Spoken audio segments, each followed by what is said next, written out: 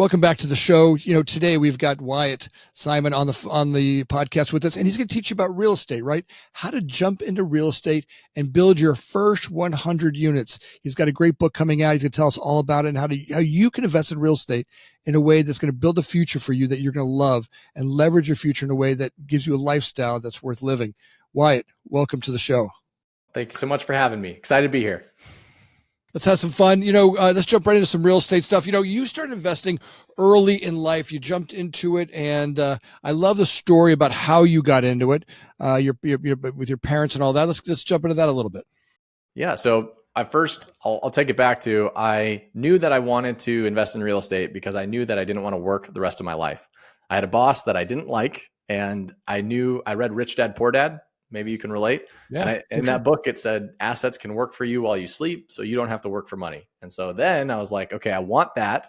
But I was in my 20s. I was young and broke, and I didn't know what to do or didn't know how to buy these assets. And so the first thing I did is I bought a duplex. I lived in one side. I rented out the other. I got a FHA loan, first time home buyer loans. I put 3.5% down, which was all the money I had at the time. And I started off on my journey right then and there. Then I learned on this little strategy called BRRRR, which is when you basically are able to buy a property, renovate it, and then get your capital back. And so when I stumbled across that strategy, I was like, that's what I want to do, but I didn't have any money. And so I know I was telling you earlier how I kind of got started. I went to the only person I knew that they didn't have money either, but they had their house paid off in cash, and that was my parents. And so I said, Dad, would you let me put a line of credit on this to use this BRRRR strategy to try to invest in real estate? And he said, absolutely not. And I was like, come on, man. But after 9 months of me working on it, I started going to meetups, I listened to podcasts, I was educating myself, I was reading the books, and I was then educating them, my parents as well. Eventually they took a flyer. They said, well, try one. And so I took a $200K line of credit. And here we are, fast forward 7 years later, it was turned into a $20 million portfolio. I love that about real estate. For me, I've invested in lots of things, and the only thing I can feel tangible about, the only thing I really love is real estate, because for me, it's fixing the doorknobs, painting the buildings, it's touching the asset, knowing it's there, the marketplace. People love it, cryptocurrencies and stocks, about all that stuff's great. But for me, it feels a little bit like gambling and hocus pocus. I know that when I go find a piece of real estate and I put the hard work into it, and I've had a lot of sweat equity in real estate, and that's one of the joys of having good back and put some work into it. Maybe I didn't have the money, but I had sweat equity, right? Yeah, I mean, in every deal, there's the person that finds the deal, there's the person that knows what to do, and then there's a person that puts the capital up, and then the person that does it. And so at the time, I didn't have the money, so I had to go find the deals and then go do the deal. Right. And to be honest with you, I was not handy at all. I grew up in the city. I didn't know how to fix anything. But I played college basketball, and the center on my basketball team, who lived close to me after we graduated, he grew up on a farm and he knew how to fix stuff. So that first house, when I bought it, it was a fixer upper. I said, Nate, would you please fix this house up with me after work? I'll pay you $25 an hour. I'll get you a new tool set, and then I'll just work underneath you. I'll do whatever you tell me to do. And so 6 months after work, for 6 months, weekends and nights, we just worked on that house, and we got it all fixed up. It went well. I was able to pay my parents back all of their money, and then we got a tenant in there, and then those cash flow checks started coming in. And that was that passive income thing. And I was like, wow, let's do more of that. Yeah, I know, that was great. I remember the first time I did a very first house we did. We bought it for $900 down. It was the whole house was $7,000. It was $900 down. It had been in a fire, right? You went in the living room, and all the walls were black, and there was a hole that went right up through the roof. You could see the sky in the roof, and it was Florida. And I imagine in Florida, water was coming in, rain would come in, and that was the very first deal, and we had no idea. My father was my stepfather was an engineer. He was kind of a bookworm, not a hammer worm. And that first roof we repaired, we probably did it 2 or 3 times, because we went to the lumber store back then, and we sat down, and the guy told us, all right, here's how you do it. And we tried our best, and it leaked. And we're like, oops, that didn't work. But we did it a couple more times, and all of that led to, by the way, you didn't know then. I didn't know then I would be in real estate construction. I didn't imagine that experience would take me where I am today in life. And that's a gift, right? We were scared to death. We had no idea how to change a roof. Yeah, that's what happens. But what I love about that is that experience is then what you took with you and you doubled down on it, right? That's So right. That's right. Benjamin Hardy, and if you ever read 10X is better than 2X, Yeah. right? That book talks about doubling down on your unique ability. And you only know your unique ability by going through those circumstances, which then give you more and more unique ability to double down on. Right. And for me, it was at first it was the single family homes. And I'll never forget the third property I ever did. I lovingly refer to as the Purple Palace. So this Purple Palace, I mean, we bought it. I bought it for next to nothing. It was $30,000 from a wholesaler, and it was just a purple siding on the inside, purple bathroom. It just was terrible. And so I'm literally in there working on it with my buddy Nate. And as we're working on it, the city inspector comes up and said, "Hey, what are you doing?" Like, well, we're fixing the property. We're bettering the community. What do you mean? He said, "Well, where's your permit?" I said, "Well, what's a permit?" So he then educated me on not only what a permit is, but also what a red tag is.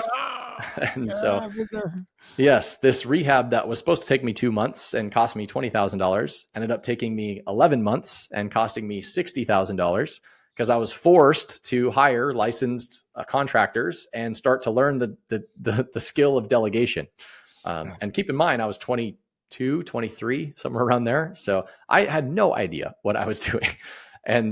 But it was a blessing in itself, because then after that experience, I was able to get it done. Thankfully, the property went up in value by quite a bit. So we were able to refi our capital out. And I was able to then do 4 projects at once because I could have the contractors do the project instead of me. And so it was a blessing in itself to be able to start to scale. Out of all the properties I've looked at, when we look at what type is in your portfolio, the ones we, keep, the ones we sell, that first house that we did, that first house that we bought for it was a $700 or $900 down. I still own that house, and it brings me over $2,000 a month for, it's got to be going now on 40 years.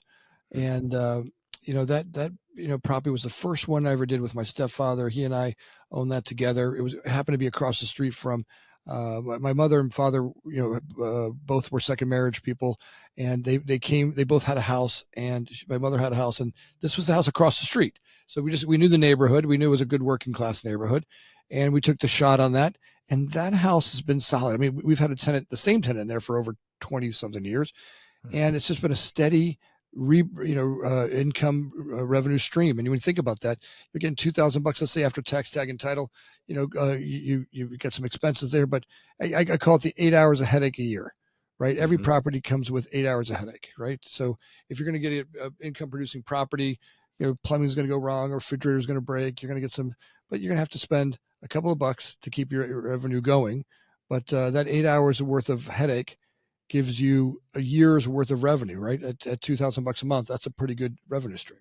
Yes. Amen. And I talk about this, the leveraged life. Like everyone talks about how they want to be retired and whatnot, right? But like at the end of the day, I think what everyone wants is a leveraged life, something where they can just put in 8 hours and then get out the $2,000 a month, right? And in the leveraged life, like real estate is that. Like it's such a powerful way to do that. The other option is in business. Right. And if you're listening to this episode and you're like, man, I want to do the leverage life, but I don't know what to do, or maybe I want to invest in real estate, but like, I don't know how.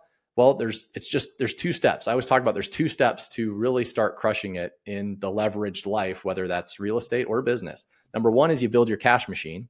So you have to either be a great employee, be making a lot of money, get the skills necessary to build the cash machine, and then invest it in real estate or leveraged investments that can start paying you ancillary income streams and work for you while you're sleeping. But it's really hard if you want to start investing and you haven't built your cash machine yet. So get really good at your job, or build a business and then invest in real estate. One of the 2. Getting that first buy under your belt takes something, right? One, you got to jump out there and do it. And I promise you're going to mess up your first deal. I tell people, just get one done. And look, start on the low end, put this, especially when you're young and you have the tolerance for sweat equity, take it on, right? That's the best thing. Nights and weekends will drive you, right? The thought of, I don't have it all perfect, but you're in the game. Just get in the game. It doesn't have to be a perfect in, and then your deals will get better over time. But at first, just get into the game. Couldn't agree more. And when you're getting into the game, I talk about there's three ways you can pay the learning tax. You're going to pay the learning tax no matter what. Number one is you can go through the school of hard knocks like I did on the Purple Palace, right? But at least you're in the game and you're going to learn and you keep making adjustments and you're going to, like, if you just don't quit, you're going to win. It's inevitable. You just keep going. Number two is you can partner with experience. So if there's someone else that's already went through the learning tax and they can speed you up and help you, then partner with them. Maybe it's worth giving away some equity for them to help you get to where you want to go without all of the lumps and bruises. Or the last one is you can pay for consulting. And that was the thing that I did when I went from single family to multifamily. And that really unlocked, I paid for consulting, and that has been the best payment I have ever made. I've had a 2,300x return on my paying for consulting, because you're not what you get, you're what you become. And so pay for I will always from here on out pay for the experience. Talk a little bit more about that. How did you go through that? Tell me a little bit about that experience. So yeah, I paid it was $25,000 for multifamily coaching, and I paid for it when I had 50 some units at the time. So I've had 30 some houses and I had just bought my 23 unit. And that was my first multifamily apartment complex. I had done enough research to know what to do. I was dangerous, but I wasn't, great. We'll say that. I wasn't really educated. I was YouTube educated. And I know that there was a lot of blind spots, a lot of unknown unknowns. And so what I did is I said, okay, how can I cover these unknown unknowns? Because I want to buy more multifamily. I want to scale this, but I can't afford like a lot of Purple Palaces for these larger numbers. So I would rather just pay for the upfront to have a coach and consultant to be my catch-all on my back end. So anytime I'm going to put in an offer, I'm getting a second pair of eyes on it. They're plugging in the blind spots. And that has helped me immensely to scale. And now I do the same, right? So now I am a real estate consultant. That's why, I wrote the book, Your First 100 Units, to help others people get started. And in this book, it's like I broke this out into 3 sections. So whether you haven't read real estate, haven't started, or you've started, but you want to start scaling, or you actually are already scaling, like this is broke out into 3 sections: how to buy real estate, how to systemize it, and then how to scale. That's awesome. As a consultant, look, that's having someone who can take you through those lessons.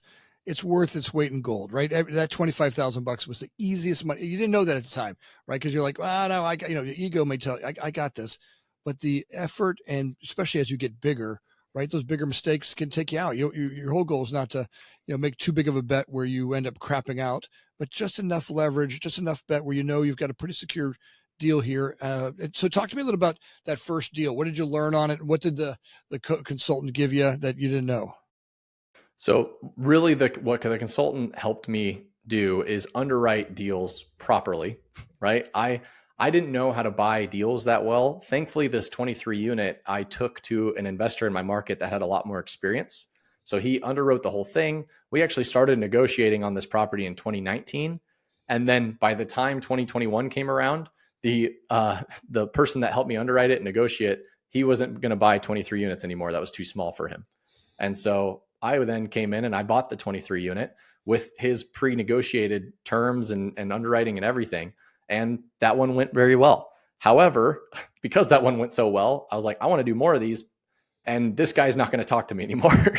So how can I get someone like this guy to do that again, but teach me how to do it so I don't always have to rely on them?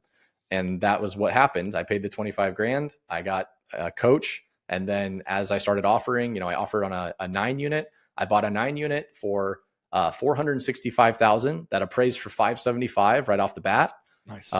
We're actually looking to sell that at this point for probably $750 3 years later. And we probably put maybe 100 in at most. So it's just things have gone. It's helped me be able to take action on more. And I'll say the last thing. So there was one deal that was a $3.5 million purchase, 26 townhomes. There is zero chance I would have been able to do that because I don't have the money for that. That's right. But I learned that I didn't have to have the money for that. that there are other investors that want to buy this, and you can pool people's money together to then buy assets that are still good deals. And so that unlock allowed me to then be offering on, a lot larger deals. Largest deal I've ever offered on was a $44 million purchase. We didn't get it, but yeah. It's interesting how if you really read and study real estate, there's a million, maybe even a billion ways to do a deal. One of my favorite deals that I'd love to talk about is I bought a building up the street from where I live, and I happened to, I went by and I met the owner several times, and it's like this elderly man. He was, really senior guy. But both tenants were, there was no one in it. It was vacant, and he wasn't getting any income from it. And so at the time, he wanted the building. He was selling it for $500,000, and I said to him, "I'll cut a deal with you." The building needed about $100,000 into it. I said, "Look, here's what I'll do. I'll put the investment in the property, and I want to do a rent to own with you, right? And here's how we'll figure it out." And we cut a great deal. We did, and it was like $7,000 a month. We is what he wanted, and we got, we got 2 tenants to go in there. I think total investment cash out of my pocket was under $80,000, right? That was my total cash out of pocket, no loan. I was able to do that over a period of time as each tenant moved in, and he gave me enough room in there to get a cash flowing. And now we give him $7,000 a month. I think I clear an extra $2,000 a month in rent, and I'm cash flowing $2,000 a month. And every dollar of the money that I pay in rent goes to my principal minus taxes and insurance. And it's a great deal for him. He's got a nice cash flow that he wasn't getting in his retirement. He loves that money. He comes by every month. He wants a physical check. He doesn't Zelle or any of that stuff. I want that. And it's like, gets him out of the house. He's an older guy. It's great, right? That deal worked out amazing for him, and it worked out amazing for me, right? It was one of those ones where I got a $500,000 building, and probably at first it cost me 40 and another 40 into it to get it moving. But, no loan, didn't have to go through all that trouble. And there's a billion ideas like this you can have. And that's why reading a book like yours really helps make sense to see those ideas. Yeah. Amen to that. And that allows you the unlocks for the scaling and the systemizing, right? Yeah. Like that is part of it. You don't have to have money. You Yeah. don't. What's your favorite deal? What's the favorite deal you ever did here? The one you look back at and go, this is my favorite deal I ever did. Well, yeah, it's got to be the one that I talked about already, the first burr that I ever did. I bought it for $100,000. It was my 43rd offer on market, and I was during the day I was working my job. I was a foundation sales rep. I was going out to people's houses and fixing foundation stuff, and then afterwards I was calling real estate agents and trying to tour houses. And I was 22 years old, and I got fired by 3 insurance agents, right? They didn't want to work with me, kept sending out these lowball offers until eventually I sent out an offer, and it was this single family house. It was a 3-bedroom, 2-bathroom in a great part of town, 76th and Dodge area in Omaha. And they were listed for 120. I put in an offer for 100. They said pound sand. 2 weeks later, they said, okay. I was like, great. So ended up buying it in 30 days. We closed on it, and then I had $22,000 budget for repair, and we did exactly $22,000 because we were doing the labor, right? So Nice. labor was quote unquote free. And yeah, we did the bridge caps on the house. We redid the kitchen, the bath, the paint. Just everything, a cosmetic upgrade. And then I got the tenant in there. I got it refinanced out. It appraised at 150. And so I was able to take 80% of a loan, which was 120. So I was all in at 122, which meant I paid $2,000 for that house. That then started to cash flow $350 a month after the mortgage and the taxes and the insurance. And then that house just kept going up in value. And that tenant stayed there for about 3.5 years. And then we had to do a turn, and then we put in a new one. And yeah, it's been great. Yeah. Now it cash flows $565 a month. That's awesome. Those are the stories that really build the foundation, right? That 500, that $560 a month, as it gets paid off, now at a point where a lot of my properties are getting paid off, right? And I've been able to do some great stuff with that. And that cash flow starts to multiply, right? I've owned them for a long enough time, or refinanced, or worked, different deals where I've consolidated loans on a separate properties. and you start to learn to do that as well, right? You start to learn how to move some money around so that you cash flow even better. And that's always been a gift, right? Right. I know right now everybody's kind of suffering because interest rates are high, but we're going to see those days when that's coming back. And now's the time to be looking, right? I always tell people, if you want to get your first house, especially when you're young, go find the ugliest house on a nice street, right? There was a house I bought in Boca Raton, Florida, another house that was a mess. I mean, it was this great block, and it wasn't even for sale. The house wasn't for sale. I literally walked up to the door and just started talking to the lady. And as I'm talking to her, I'm looking over her shoulder, and she had buckets in her living room. I'm like, what? There's buckets in there. It was leaking in her house, and she hadn't fixed it, right? There was literally buckets in her. And we end up talking, and we end up talking, we end up talking. I end up doing the deal with the woman, and that house, it was like a 30% increase in value, right? And I literally started with a pressure cleaner in the house. I had a pressure cleaner, walking around, washing walls and tiles and floor. I ripped out all the carpet. It was just wet and rotten.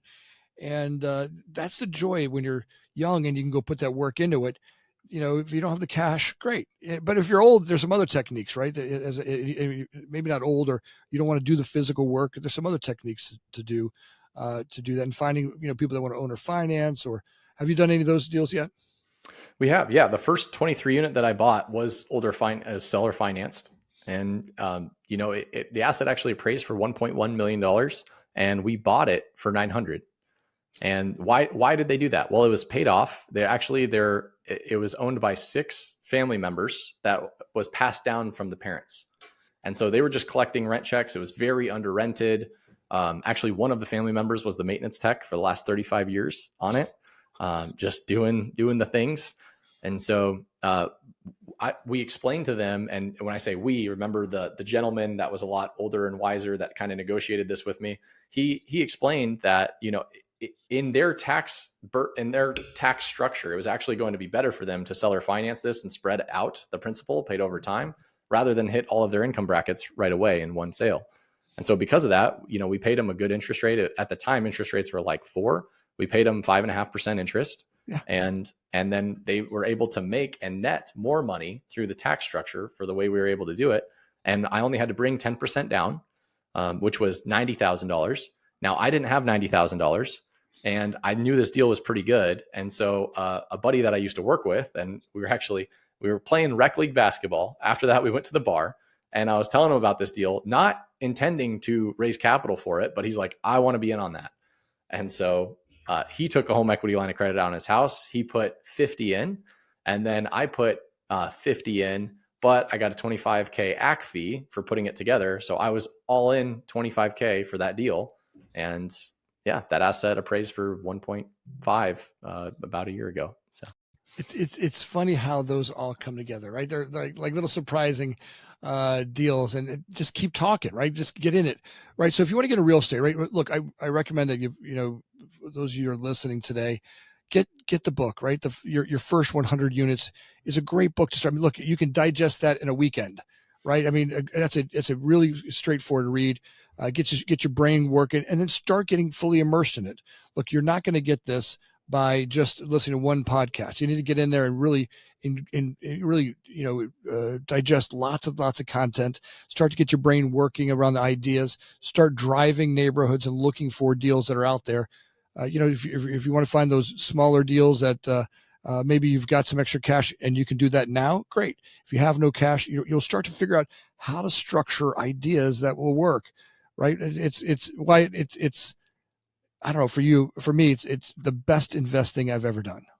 Yeah, I couldn't agree more. There's a reason why real estate is the number one asset in America and in the world, right? There's so many benefits to it.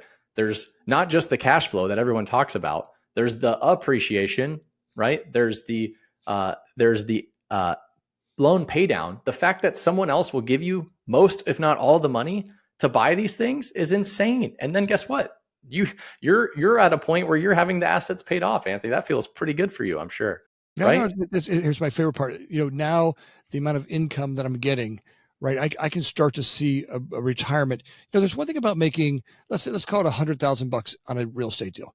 That's great. You go buy a property, fix it up, flip it. I do those. I try to do as little of those as possible because I do them mostly because my wife loves picking tile, and she wants to be joining the games or something. And she's great. She's great at it. She makes them look really cool. But flipping houses is a lot of work. But at the end of the day, let's say you clear 100 grand on that. That's pretty good. But there's something about having a house that produces 4 or 5 grand a month for perpetuity, right? There's something about that is really the gift, right? That you add that to my retirement fund, and the multiplier on that becomes pretty easy. And I can use that cash, right? Because right now I'm still working, right? Mm-hmm. What's great about that for me is I don't need the income today. I need the income in 10 years, right? When I want to walk away from working completely.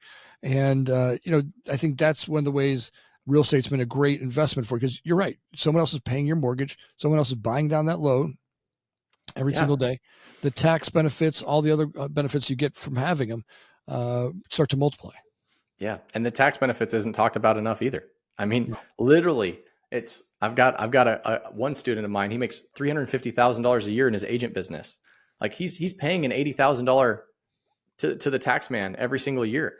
If he just takes that, invests in real estate, gets the depreciation, he's saving himself $80,000, even if that doesn't make any money.